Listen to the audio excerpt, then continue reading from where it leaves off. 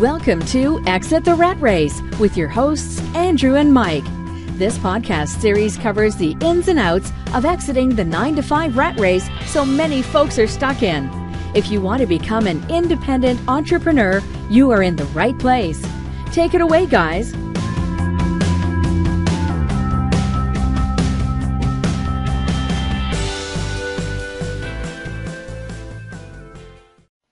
Okay, we're back. Podcast number 7, Investing in Debt and the Cost of Money. Andrew, how you doing today? Doing great, Mike. I think it's going to be a great topic. There's people out there that have no clue about this business. I was one of those people. I learned about it a couple years ago, and since then it's been life-changing. Great. Hey, listen, we're all newbies. Every time I get into a new facet of this investing business, I become a newbie. I'm new to a different topic weekly, monthly, and every new subject you tackle it, and now you become good at it. And you go to the next thing, and you're a newbie at that. So, yeah, today we'd like to discuss the cost of money, and that was pretty much a rude awakening that I never really thought that you could buy money. What does that mean? Why would I take $1 and go buy $1, or take $1 and go buy $1.50? Money has a cost, just like groceries have a cost. Milk has a cost. You start to discover that these costs vary from one type of product to another. So you may pay $3 for a gallon of milk and $3 for a loaf of bread, or $20,000 for a car, or $300,000 for a house. The cost varies all across the board. And when we start to discuss the cost of money, my first introduction to this was back in 1998 when I found a property that I wanted to purchase, and I got in touch with a mortgage broker, and he sat down and gave me the lesson that we're about to give you today. His lesson was money has a cost, and how much are you willing to pay for that cost or pay for that money is determined pretty much by the interest rate and the points that I was willing to pay and accept to buy my first investment property. And Andrew, I'm sure that you have more experience at paying points and paying. Why don't you explain to us what a point up front means and a point at the end? I think that would be a great introduction when you're taking out a loan. Absolutely, Mike. So in my experience, the cost of money to me was always interest and points. So what a point is, for people that don't understand lending and things, a point is 1% of the loan amount. And so a lender would tell you, hey, we'll lend to you, but we have to pay points and interest. So that's typically what I would pay when I would ask for money for my lenders. And so for the cost of money, to me, what that means is how expensive is it going to be. So each investment has like Mike says, has a cost.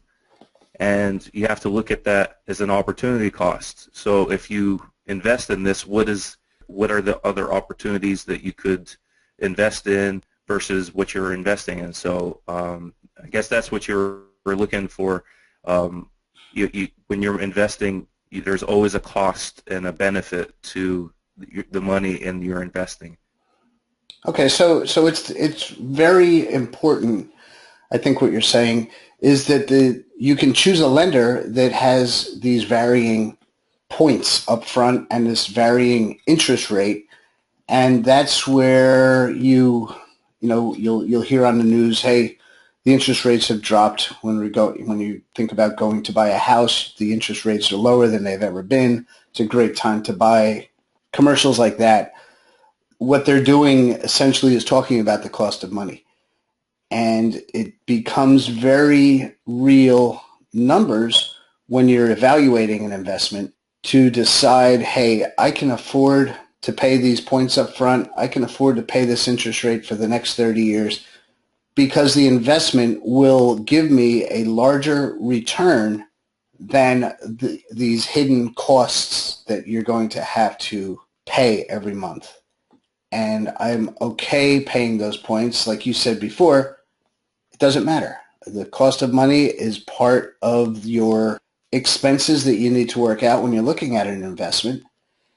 And it is a necessary part of doing business because you have to have a lender who's willing to make money.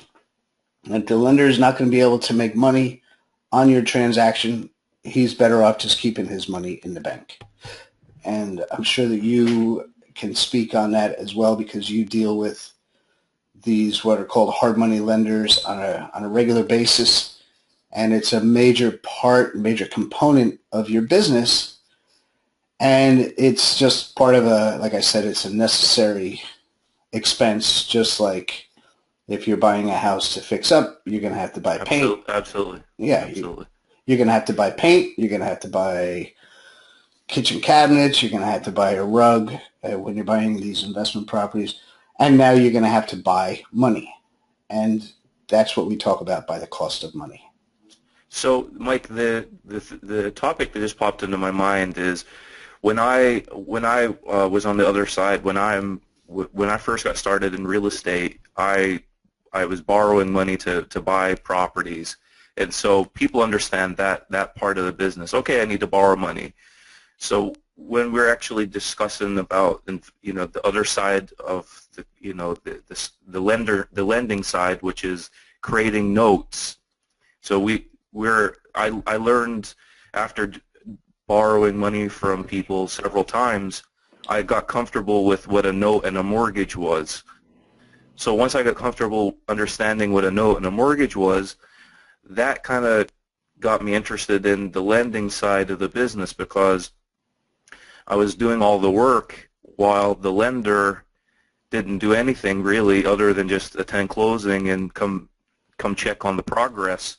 So that kind of gave me the vision, I would say 3 years ago before I even found out you could actually buy mortgages or even create mortgages yourself, So I was so brand new in the business that I was just getting the chance to understand what a mortgage was.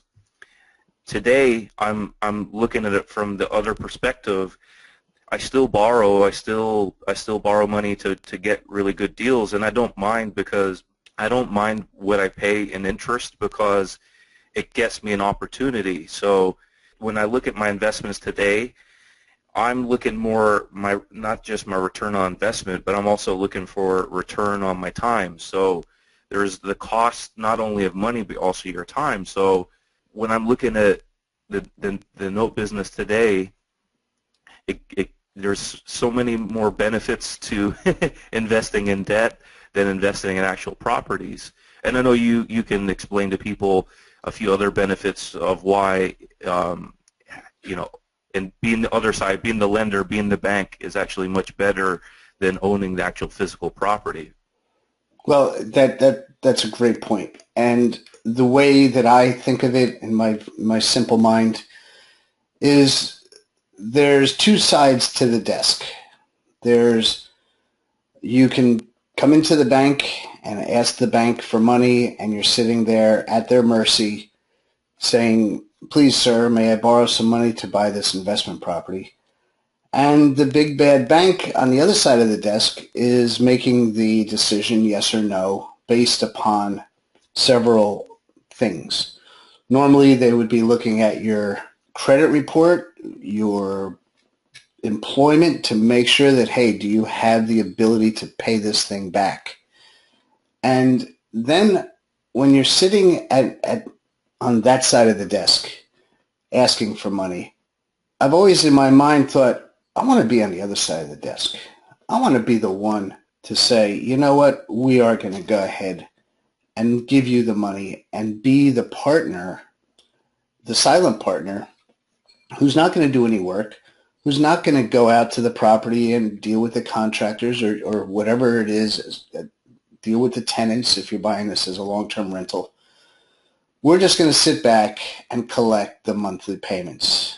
And once you realize that, hey, I can get to the other side of the desk and be the bank, your whole world changes. And that's where the cost of money now is working in your favor, because now I'm the one who's able to charge the points. I'm the one who's able to change the interest rate to make it favorable to me to actually lend that money out and collect monthly payments with interest. So I'm essentially creating money out of thin air. The note business is money out of thin air, and this is what keeps you and me coming back for more. And how we make money out of thin air we'll get to in a few minutes by actually creating a note where that note didn't exist. 5 minutes before we sat down, we took out a piece of paper and a pencil and a pen, and we wrote out and created a $50,000 mortgage. Boom. It wasn't there a minute ago. Now it is. Just presto. That's a great point, Mike. That's fun. A lot of people, I think today, Mike, don't understand how money is created, and a lot of people don't understand what money really is. And so, really, like, let's kind of educate some people on just how money is created. So, like you said, money. People think out there that money grows on trees, and there's this bountiful supply out there. And really, a lot of it has to do with the banking system. So for every dollar that's deposited in a bank, they're allowed to lend out, I think, $9. I think that's the maximum they're allowed to lend. So it's called it's fractional reserve system.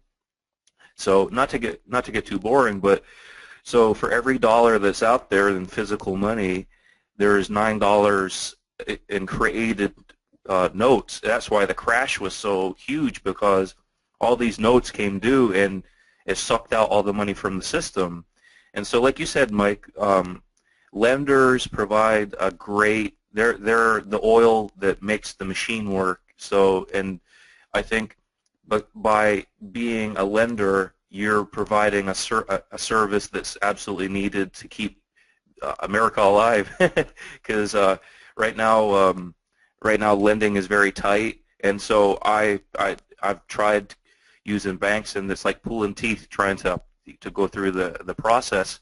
But today, the easiest and the fastest way to get deals done is with private money and with buying debt, buying those opportunities. And I think that's why it's such a superior business, because you have the ability to purchase like a mortgage for a discount, and your money is making money rather than you going out with your hammer and your drywall and doing it yourself. So it's a different type of investment. It's more of a passive business, which is why I feel it's superior, because you get great returns, but also you can go play tennis and go play golf like my lenders did when I was out working hard. Yeah. Oh, they weren't there with you, swinging the hammer and carrying in the bathtub or anything? Absolutely not. But you invited them to come, but they just didn't show up, I guess. That's true. Yeah. So once you get this concept, I know that we're kind of doing a 30,000-foot flyover here. Once you get this concept, you will start looking at everything differently. And I actually go through this in my training with my students to master a financial calculator and to understand the cost of money and the cost of doing business. And everything has a cost. The materials have a cost. The roof has a cost. The paint on the building has a cost. And the money has a cost as well. And I see so many young and old people spending their lives chasing money, they'll probably never catch up to it, because they're looking at money from a completely different perspective. And you're a young man, Andrew. I'm proud to be able to hang out with you and see that you've recognized the importance of this topic so early on, where you're light years ahead of me as far as age is concerned. and looking at these aspects that are really a key element to what makes a country tick. And unfortunately, these subjects are just not covered in school. How can that be? I have no idea. But the true cost and study of money is an object, just like I said before, just like the roof, just like the kitchen cabinets. Money is a tool that needs to be purchased so that you can get the deals done, so that you can go ahead and make a profit and roll that profit over into the next deal and actually use some of that profit to put food on your table. It's an important thing to eat regularly and to have a roof over your head, as many of you would already know. So money as a tool becomes not an object to be chased anymore, because all you have to do is think about going to the store and buying it. Well, how can you buy money with no money? That is the concept that we're trying to train you here, is to say that the money is already available. The money, nothing has to be created or destroyed for this new money to come into your life. The money will come into your life when you find the ultimate deal. We've discussed this on previous podcasts, and this is because it's such an important issue, is the money will become available as the deal becomes available. And we talked about this, I think, in podcast number 6. What is a deal and how do you find it? Well, this is, once you find it, how can you get it funded? And that's a very important topic, so that you're not out chasing money anymore. When you exit the rat race, you're not chasing money anymore. You're attracting money. And money will come to you because you're attracting it. And how do you attract it? Is by finding deals that make financial sense. And the deals are right under your nose, folks. You're just not looking at them correctly because you're too busy chasing a dollar around. You're missing the thousands of dollars that are right under your nose. And Andrew, why don't you touch on chasing the pennies that are on the ground compared to the dollars that are really right in front of your face? Because Absolutely. These things are there, and once you exit the rat race, it becomes so much clearer as to, oh, I have unlimited amount of money and resources. I once had I'll give you a second. Just give me a second here. I once met a fellow early on in my investment career who was a great inspiration to me, and we just hit it off instantly. He was an older guy, and we were talking about a deal, and he says, "Mike, I have unlimited funds." I'm like, "Unlimited funds?" "Mike, I have unlimited funds." And man, that hit me like, I went home and I told my wife, I said, I just met somebody who has unlimited funds. And I kicked that around in my head for a year, and I started telling other people about that. And someone told me, they said, "Mike, you have unlimited funds." I'm like, what are you talking about? If you look at my bank account, I've got very limited funds. You could open up my bank account and you'd be like, there's definitely a limit to your funds. But then I started thinking about what he said. He said that he had a large family that were aggressively seeking investments, and he could technically put his family's money into a fund, and it would really be unlimited. And he has a very large family, very large. I mean, relatives coming out of the woodwork that are all good savers, and he truly did have unlimited funds. And I realized, you know what?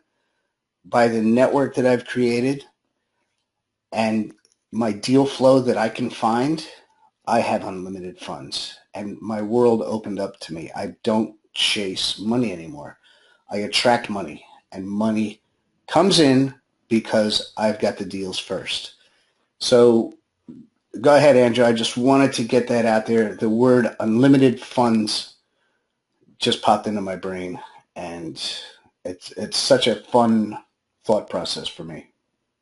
Absolutely. So one of the things that I learned, and this took a few years before I got to this point. So you were kind of like, how do you make this? How do you, go look at the big dollars rather than chasing the pennies? And really, that really hit home for me because it's all about law of attraction, and it really is as more important. It's kind of like the same as gravity. It's a law. So it's as true as gravity itself. The law of attraction will bring you what you believe. And my thought process and my beliefs before were very limited. So I was only limited to the amount of money that I had available and my own resources. So because I was limited, I had limited amount of capacity to do things. So once I began to understand that it's not just what I can do, but there's other people out there that can help me on my journey and help me with my investments. And really it's just about like you said, just going back to other topics we've had in our podcast, building your network, just that kind of stuff. The money comes to those. It's like the movie Angels in the Outfield. Build it and they will come. Once you have an existing business, the business will attract the money. You will attract the money. See, there's so many different people out there, guys, that are doing other types of investments. People invest in people and not really in what exactly you're doing. People have to trust you. People have to like you. People have to understand what you're doing to a certain extent, but they don't really need to know. They don't need to understand or know exactly what the note business is or the lending business is or the flipping business. If you're really honest and you're a trustworthy person, it doesn't matter what business that you choose. We're just trying to say to you that once you get your mind in the right frame of mind, then you will attract these type of people that will just come out of the woodwork, and one person will tell another person, and your reputation takes off, but it takes a long time to establish your reputation. And so today I'm kind of morphing my business into buying debt for a discount. And so one of the best things that I've ever found that just hit me like a ton of bricks, because I am a landlord, I own rental properties, but it comes with a lot of headaches and stress, and there's all kinds of liability owning property and managing tenants. So there's there's things that you have to take into consideration. There's all these risks that involved, and so after finding out about the note business about a couple years ago, my friend Mike here, he's actually helped me through and got some really amazing concepts about buying income streams. And what I mean by income streams is when someone is actually paying their mortgage, then that's an investment. So you can actually buy somebody's mortgage that's paying on time for a discount, and that to me was completely foreign. I could not get my head around it, and it took me a little while to understand it, that you can actually buy somebody's mortgage and they'll pay you for 30 years. And so to me that is amazing, because when there's repairs that need to be made in the property, they don't call Bank of America. We've talked about this before, Mike. When repairs are needed in the house, they do it themselves, and they don't call the bank, because you are the bank at that point. So I think being able to attract money to buy debt at a discount, and you have you have the opportunity as a lender to foreclose on the person if they don't pay, is such a powerful position. And that's why when you go to all the cities around the world, that the tallest buildings in every city are usually bank buildings.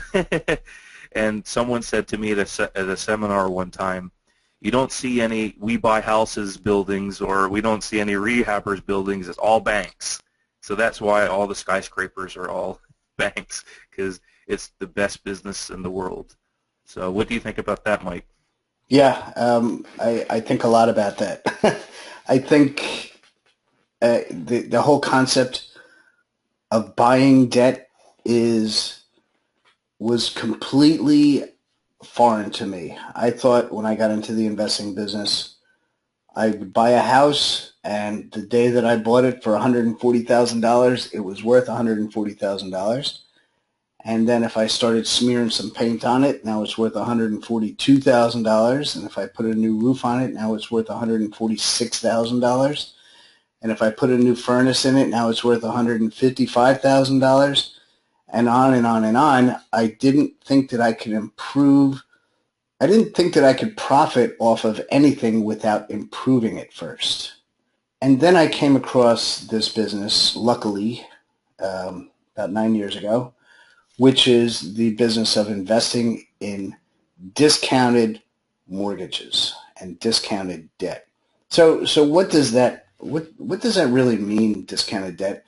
And why would a bank who's owed $100,000 today accept anything less than $100,000?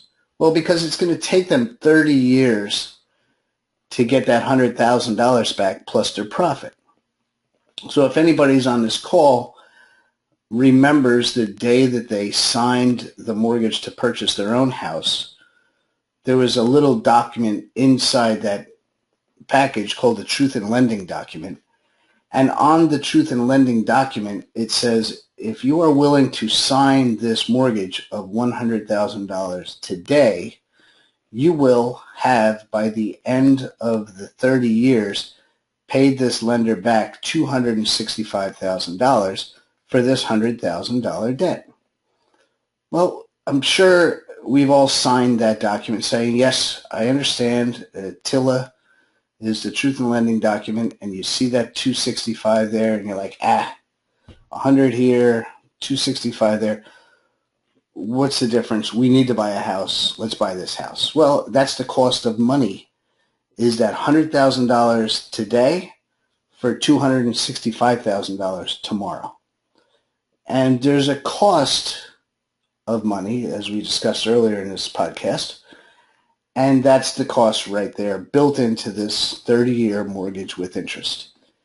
And the Truth in Lending document, to me, was the thing that really stuck in my mind as far as, wow, they're willing to give me $100,000 today, even though they're not really giving it to me to go out and blow. They're giving it to me to go out and buy a house, which they technically can come and take at any time if I stop paying them.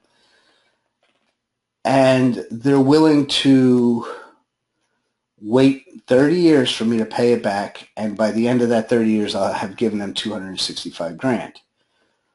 So that's when I started to, not really, but I started to think about the time value of money and what that means. And so to think about this and what you're talking about, purchasing a payment stream, is the bank is essentially purchasing a payment stream of that $1,000 a month payment that I'm going to be giving them. They're purchasing $265,000 worth of debt for $100,000 today. And I've never really thought about this until this very second, Andrew, that Truth in Lending document is the bank purchasing a payment stream, just like we would do a payment stream purchase on a discount. So this is a very involved topic, but it occurs daily. It occurs in just about every house that you see across the country. This process is going on. the bank is purchasing a payment stream and they're willing to purchase it at a discount. And so what do you think about that?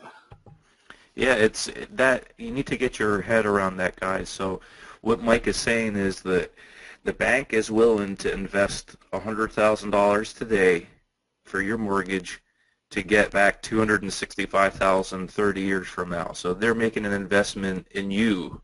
And so why they would invest is they would require you to have a down payment. It would require you to have insurance and pay your taxes. And so those are the requirements for them to invest in you and invest in your, purchase of your property. And so why the mortgage meltdown happened was all these banks were over leveraging, they were over investing in what the property was worth.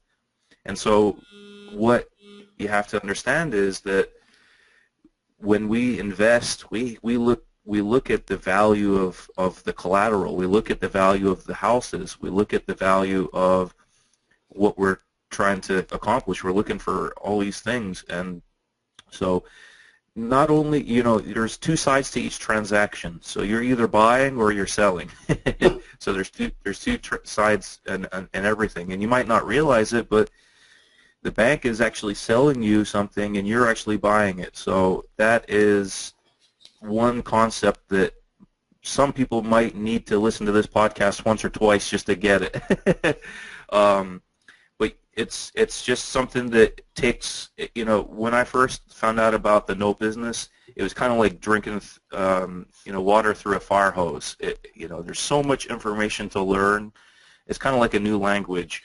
But once you get it, it's beautiful. It's like a new day you're born. You look at the world differently. You look at investing differently. You look at risk differently. You look at your time and you look at everything differently. So, my life has completely changed because I have these concepts, and I'm 29 years old.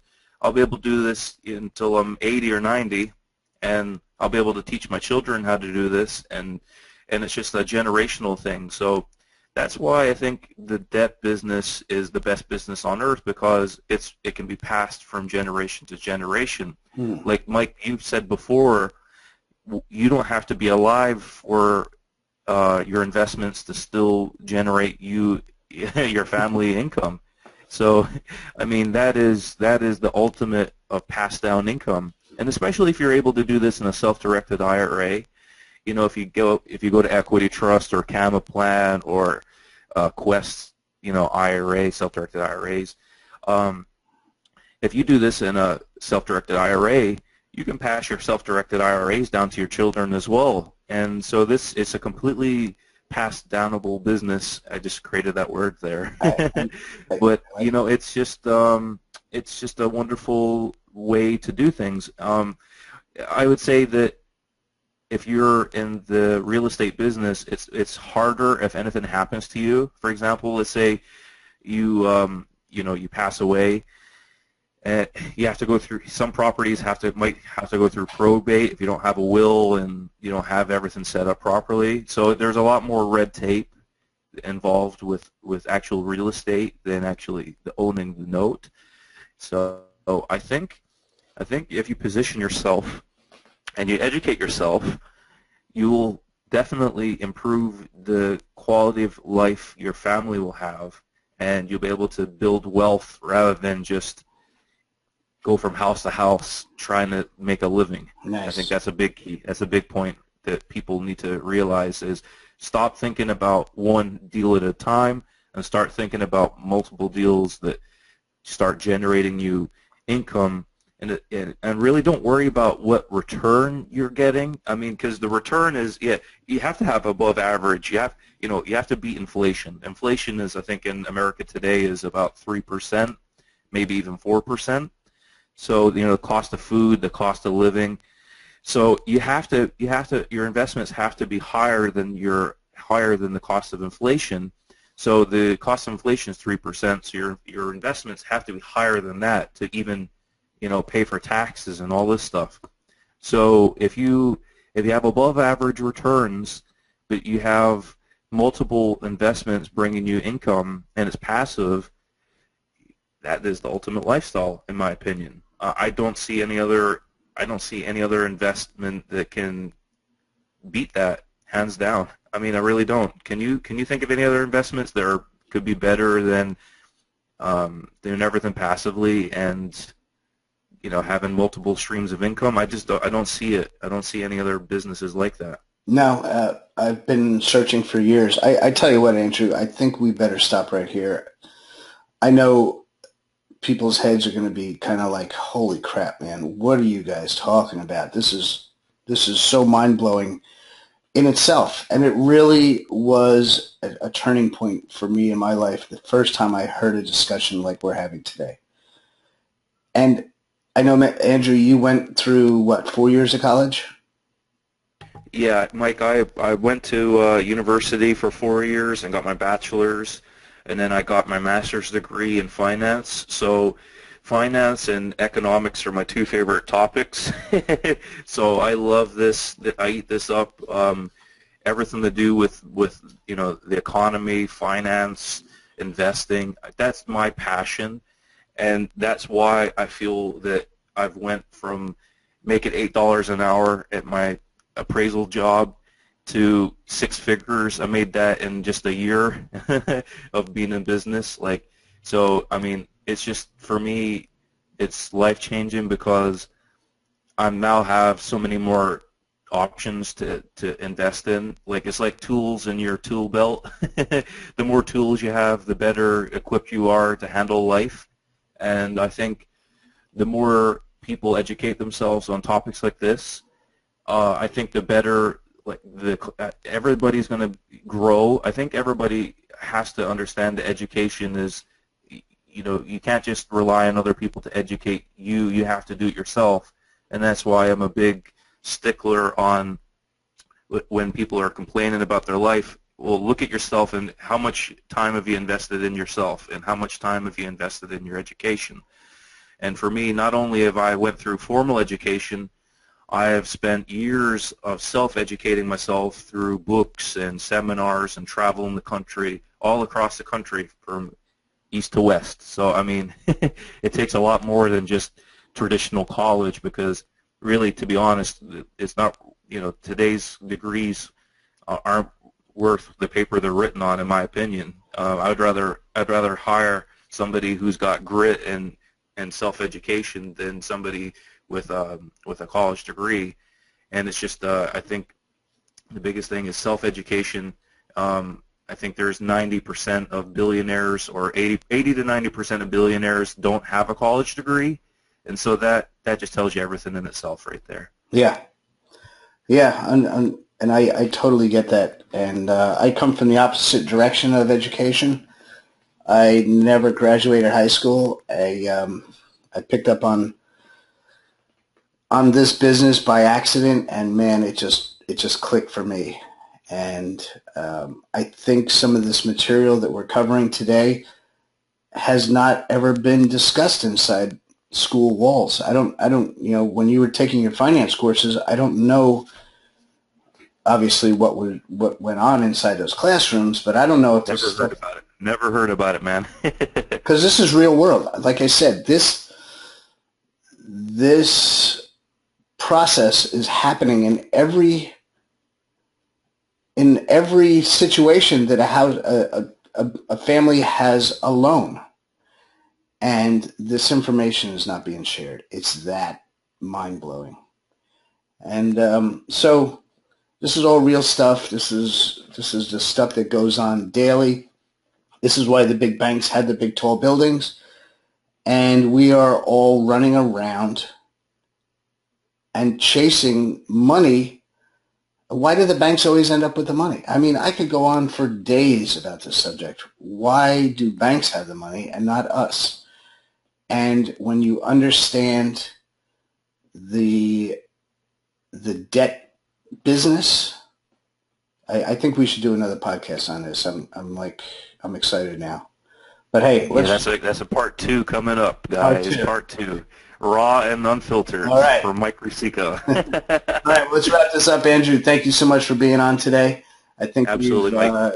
overexceeded our topic, and I'm going to have to go back and listen because there's a few things on here that I want to learn. Yeah, man. We're all learning every day, so you know what? It's just it's just a learning process, a learning curve. The good thing is life is good and it's enjoyable. Just hang out with like-minded people.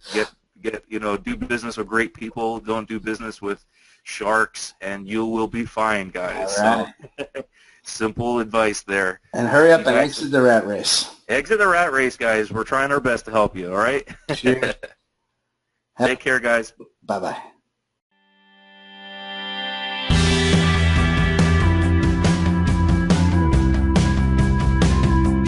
Excellent. We hope you enjoyed our podcast. Please tune in next week to Exit the Rat Race with Andrew and Mike.